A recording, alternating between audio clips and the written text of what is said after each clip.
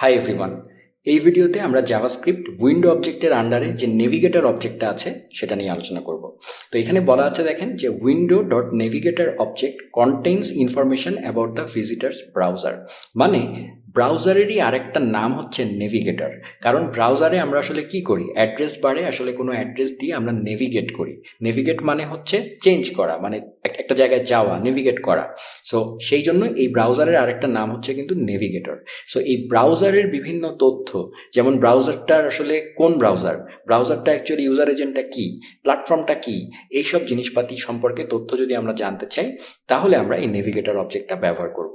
So সেই navigator অবজেক্টের আন্ডারেও এরকম বেশ কিছু প্রপার্টি আছে, যেমন app name, app code name, platform. হ্যাঁ, সো এখানে সময় নষ্ট না করে আমি যেটা করছি, আমরা যে স্টাইলে দেখছিলাম সেই স্টাইলে আমরা এখানে দেখব। সো আমি এখানে আগের মতো একটা সেট আপ করে রেখেছি এবং যতগুলো প্রপার্টি আছে সবগুলোকে দেখানোর জন্য আমি একটা করে ডিভ নিয়েছি, মানে ফাঁকা ডিভ, এবং আইডি দিয়ে রেখেছি এবং স্ক্রিপ্টের মধ্যে সমস্ত আইডিগুলো ধরে আলটিমেটলি সবগুলোতে প্রিন্ট করে দিয়েছি। ঠিক আছে, সো সেই অনুযায়ী যদি আমি এখানে আসি তাহলে অ্যাপ নেম নামক যে প্রপার্টিটা, সেটা অ্যাকচুয়ালি আমার অ্যাপ নেমটা দেয়, মানে আমার যে ব্রাউজারের যে অ্যাপ্লিকেশনটা সেই অ্যাপ্লিকেশনটার নাম কি। যেমন কারেন্টলি আমি গুগল ক্রোমে আছি, সেইটার নাম আসছে নেটস্কেপ। হ্যাঁ, সো অ্যাপ্লিকেশন নাম কিন্তু স্টিল নাও ক্রোম ব্রাউজারের Netscape. Navigator dot app code name বলে আরেকটা জিনিস আছে, সেটা আসছে মোজিলা। সো আপনারা এখানে ডিটেল দেখতে পাবেন, এই যে যেমন এখানে এই যে অ্যাপ্লিকেশন নেম, এটা হচ্ছে ব্রাউজারের অ্যাপ্লিকেশন নেম দেয়, অ্যাপ্লিকেশন কোড নেম এইভাবেই বলে দেওয়া আছে এখানে। সো এই জিনিসগুলো এখানে কিন্তু আসছে। প্ল্যাটফর্মটা কি, আমি ম্যাকিনটসে আছি, যার কারণে আমাকে ম্যাক ইন্টেল ভার্সনটা আসছে। নেভিগেটর ডট কুকি এনাবল্ড, মানে আমার ব্রাউজারে কি কুকি এনাবল্ড অবস্থায় আছে কিনা, মানে আমি কি কুকি নিয়ে কাজ করতে পারবো কিনা, সেটা যদি আমি জানতে চাই তাহলে কুকি এনাবল্ড নামক প্রপার্টিতে দেখেন সে আমাকে ট্রু দিচ্ছে। ঠিক আছে, তারপরে হচ্ছে আমার প্রোডাক্টটা কি, নেভিগেটরের প্রোডাক্টটার নাম আসছে গেকো।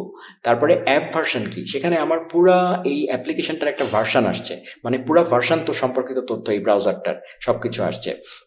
ইউজার এজেন্ট হচ্ছে পুরো আরেকটা তথ্য আসছে। ল্যাঙ্গুয়েজের মধ্যে, মানে আমার ব্রাউজারের ডিফল্ট ল্যাঙ্গুয়েজ কি দেওয়া আছে, ইএনজিপি মানে গ্লোবাল ল্যাঙ্গুয়েজ, মানে বাই ডিফল্ট আমাদের সাবকন্টিনেন্টে এটা সবসময় ইংলিশই। তারপরে নেভিগেটর ডট অনলাইন, মানে আমার ইন্টারনেট অন আছে নাকি সেটা বোঝার জন্য নেভিগেটর ডট অনলাইনে দেখেন আমাকে ট্রু দিচ্ছে। যদি আমি ইন্টারনেট অফ করে দিই তাহলে এটা ফলস আসবে। নেভিগেটর ডট জাভা এনাবল্ড, কিছু ব্রাউজারে জাভা এনাবল্ড থাকে। ঠিক আছে, সো আমার ব্রাউজারে জাভা নিয়ে যদি আমার কোনো জাভার অ্যাপলেট বা এই ধরনের কোনো জিনিস নিয়ে যদি আমি ব্রাউজারে কাজ করতে চাই, তাহলে যেই ব্রাউজারে জাভা এনাবল্ড নাই সেখানে তো কাজ করবে না। তো সেই জন্য আমাকে চেক করে নিতে হবে যে জাভা এনাবল্ড আছে কিনা ব্রাউজারে, তারপরে আমি ইউজারকে দেখাতে পারবো।